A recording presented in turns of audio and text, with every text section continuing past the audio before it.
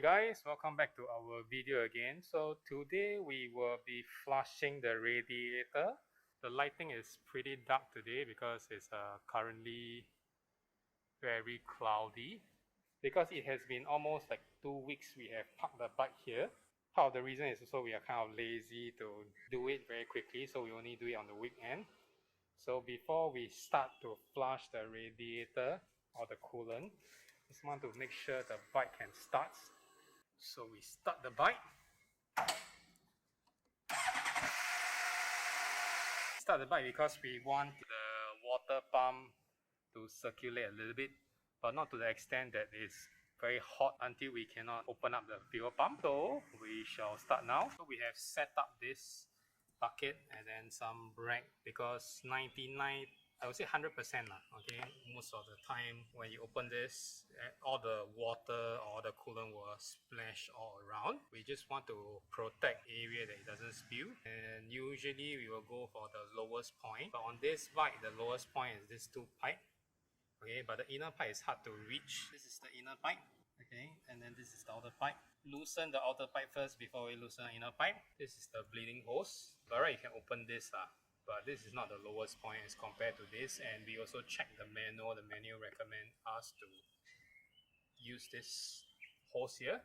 This is the reservoir tank. Just open up to see what's inside. Okay, we probably gotta flush this part also. In order for it to flow through, we have to open this pressure cap, radiator cap, okay, to release air in. Oh my god, it looks kind of dirty. So you can see it's brown, but not to worry, just keep this and then we will sort out washing this later on. Okay, let's hope nothing bad will happen here. Okay, you see it starts leaking. Okay, we let it leak for a while before we start gushing out the whole thing.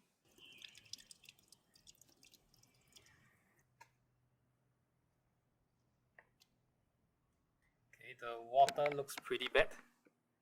Okay, and after close inspection, you can see there's a lot of grime inside the radiator. Okay, so probably we need to flush multiple times. So next we got the release fluid out from this reservoir. And there's a clip here. All we need to do is just release the clip.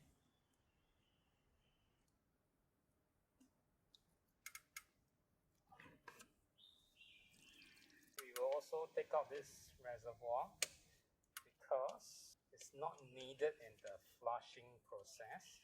So we just keep it out of the way. So one less issue to deal with. And probably we have to wash it also because it's pretty dirty inside this tank. Not sure when was the last time this owner actually cleans his reservoir, you can see. Okay, so now we will put back these two holes, but before that just clean the pocket opening for Distill Water. Okay, we clear off all the water in the tube. Okay, now we will tighten back. Okay, just make sure it's tight.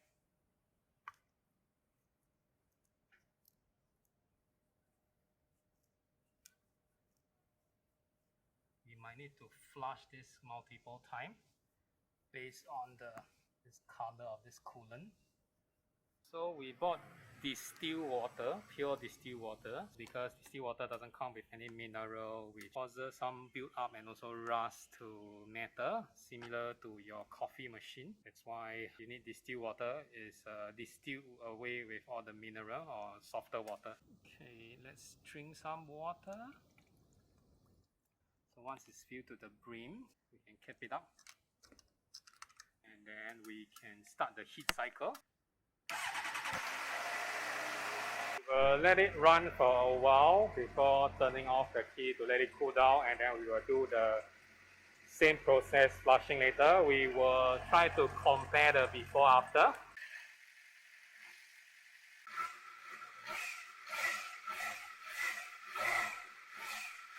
We just turn off the engine and wait for it to cool down, because I guess the water is quite hot. Probably we need to get more distilled water, so we run out and it's pretty cheap.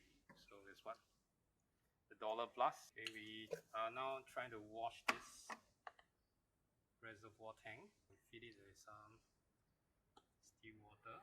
This is the part where the water leaks out, so cover. Okay, look at how dirty the water is.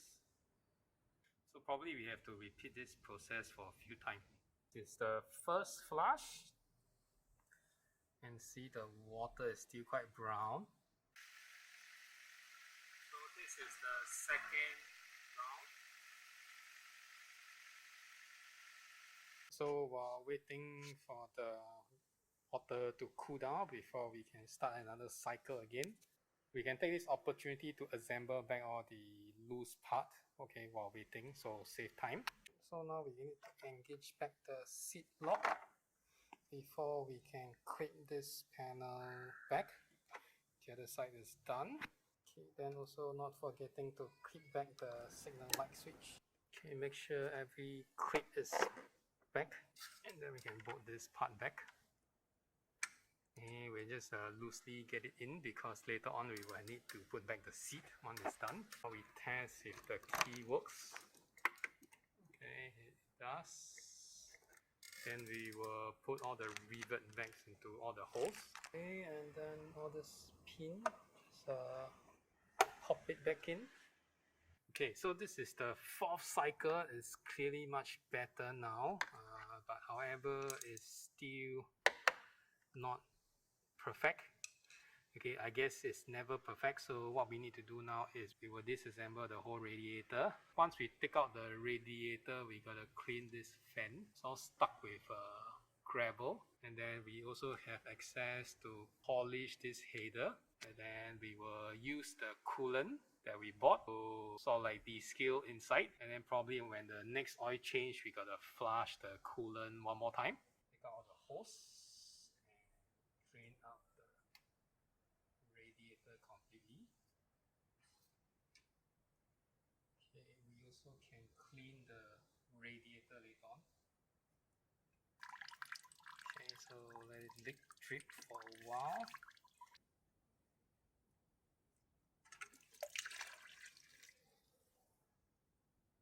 So now we are breaking loose the last bolt that is holding the radiator.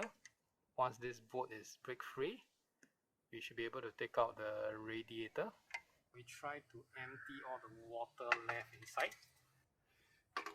We also want to remove the fan from the radiator so we can flush the radiator out. So this is the end result. So this is the first coolant that we took out. So you can see there's a lot of residue at the bottom. And then this is the first flush. And then this is the second flush. You can see clearly it's clearer compared to the first. Okay, then subsequently this is the third one. So a lot of scaling at the bottom. And then this is the fourth one. So if you put it under the light, you should see through, but you can see clearly there's a lot of stone here. So we will need to pick it out. Alright, so now we are back in business. So we brought this radiator home to use jet water to clean, and also pick out a lot of little gravel that is stuck inside. So now we are ready to put it back. So first of all, we need to mount the fan back. So it's just 3 screws here. We also need to bolt back this hanger at the bottom before we mount the radiator back. So just tighten this. So we bought a new radiator guard previously. This is I think it's called barbecue grill. Okay, so we bought a new radiator guard that hopefully will fit. Probably we need to cut a few short pieces of the dampening tape and tape it at the side, prevent it from vibrating and create some noise. Okay, so we just tape it at 2 sides of the radiator. Guess that should be more than enough to prevent the radiator from slapping. So maybe we add 2 more at the bottom. Now we will drop the, not really drop, but insert the radiator in.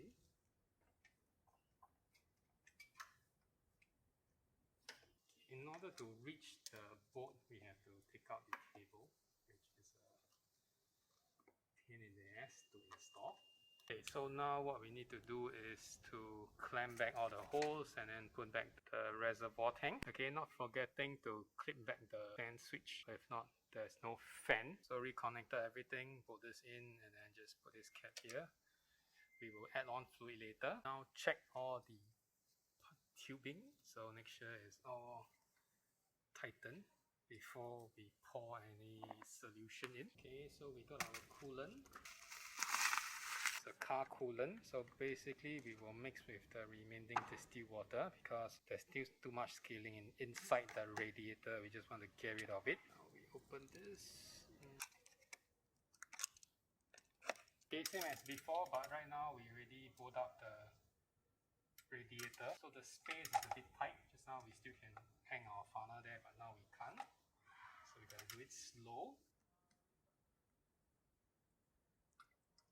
When it's almost filled, we just squeeze the tube a little bit to squeeze out the air bubble. Okay, the other method is to shake the bike. Okay, so let the air bubbles float up. So we fill the reservoir tank to the max line. Okay, the coolant is at its max level. So now we can cap all this back and run a heat cycle. Now we are checking for leaks. If there is any, shouldn't be. So just let it run for 5 to 10 minutes. Alright, so far it looks good. It's already quite late. So now we'll take a break and